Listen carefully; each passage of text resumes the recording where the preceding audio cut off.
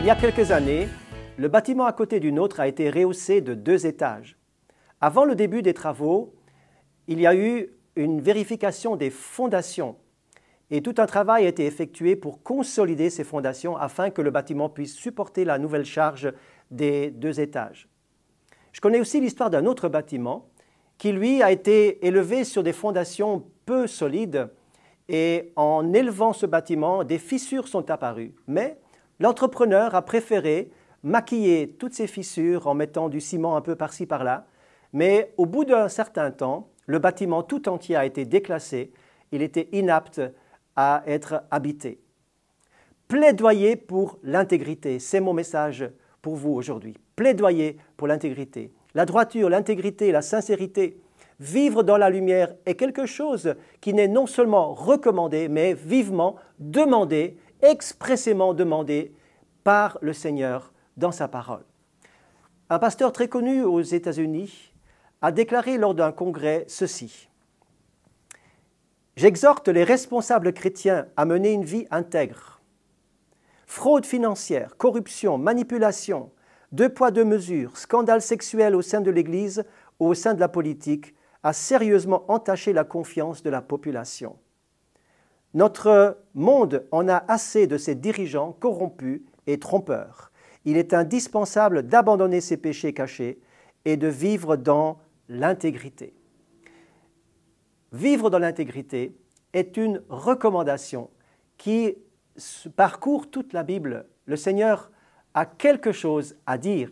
Il va d'ailleurs s'adresser à son disciple, à son patriarche, à celui qui s'appelle le père de la foi, Abraham lui-même, alors qu'Abraham a 99 ans, 99 ans, et il va lui dire « Je suis le Dieu Tout-Puissant, marche devant ma face et sois intègre. » Manifestement, il n'y a pas d'âge pour vivre l'intégrité. Jour après jour, jusqu'à notre dernier souffle, Dieu veut voir en nous une vie droite, intègre et pure.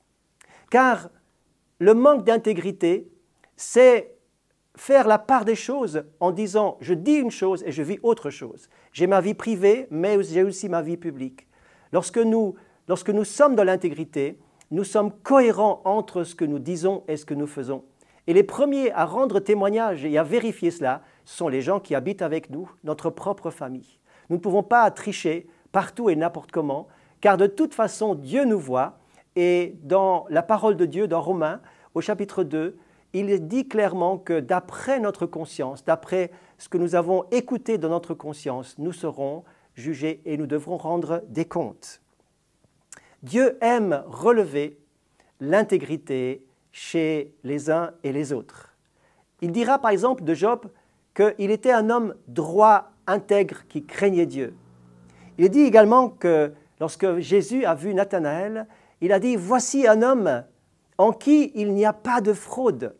Jésus va relever directement, lors de ses premiers mots au sujet de Nathanaël, il va dire directement, il va relever l'intégrité, la droiture de cœur de ce jeune disciple. C'est une qualité non seulement souhaitée, mais, je l'ai déjà dit, exigée par la parole de Dieu. Écoutez, dans le psaume 15, il est dit « Ô Éternel, qui séjournera dans la tente ? Qui demeurera dans ta montagne sainte ou sur ta montagne sainte ? Celui qui marche dans l'intégrité. » Dans le psaume 101, au verset 6, il est dit « J'aurai les yeux sur les fidèles du pays pour qu'ils demeurent auprès de moi. Celui qui marche dans une vie intègre sera mon serviteur. » Oui, Jésus reprochait aux pharisiens, les hommes religieux de son temps, justement de vivre dans l'opposé de l'intégrité, dans le contraire.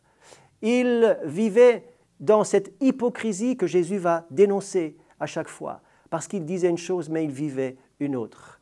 Et Dieu ne désire pas que ces choses soient répétées dans notre vie. Il attend de nous une vie droite, pure et intègre, avec son aide, par son esprit, avec cette nouvelle nature qu'il nous donne. Nous pouvons tous vivre comme la parole de Dieu le demande. Il y a un signe ou un moyen, un baromètre qui nous permet de vivre dans l'intégrité et qui nous permet de vérifier si nous le sommes vraiment. C'est la conscience. La parole de Dieu nous demande de garder une bonne conscience et de garder notre cœur plus que toute autre chose. La bonne conscience, c'est écouter ce que le Saint-Esprit met en nous comme sensibilité. Cette conscience réveillée par le Saint-Esprit, eh bien, va nous indiquer si nous disons ou ce que nous faisons est juste ou pas. C'est Blaise Pascal qui va dire que la conscience, c'est le livre que nous devrions le plus lire par rapport à tous les autres livres. En tout cas, le lire le plus souvent possible.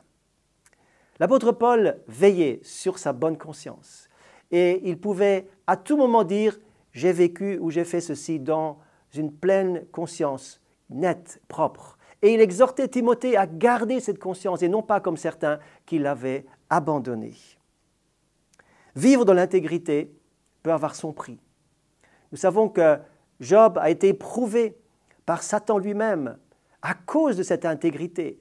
Nous savons que Daniel, qui en Babylonie pouvait aussi supporter des pressions particulièrement difficiles à porter, justement parce qu'il était intègre.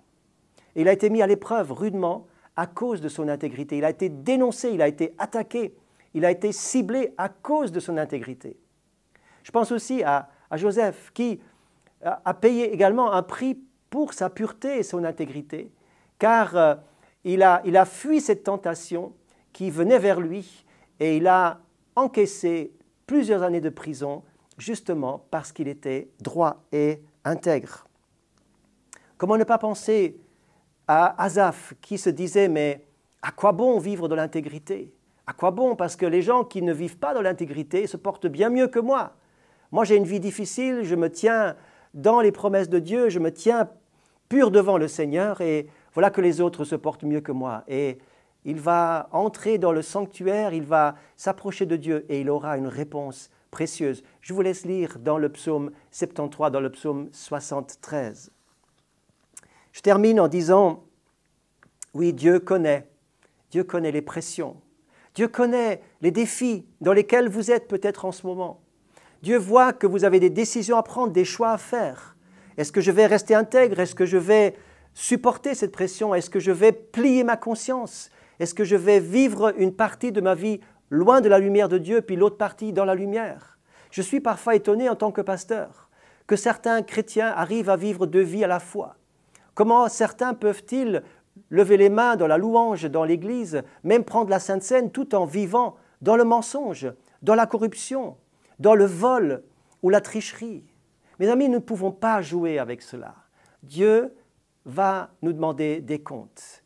Je termine par cette parole dans Hébreux au chapitre 10, où il nous est dit clairement que nous pouvons nous approcher avec un cœur sincère, dans la simplicité, avec un cœur sincère. Nous pouvons nous approcher dans la plénitude de la foi et le cœur purifié de toute mauvaise conscience. Sachez qu'aujourd'hui, le sang de Jésus vous purifie de tout péché. Si vous vous repentez de cela, si vous demandez l'aide du Seigneur, elle vous sera toujours accordée, car le Seigneur est fidèle à ses promesses. Que Dieu vous bénisse. Soyez intègres. Vous en verrez les fruits et les résultats.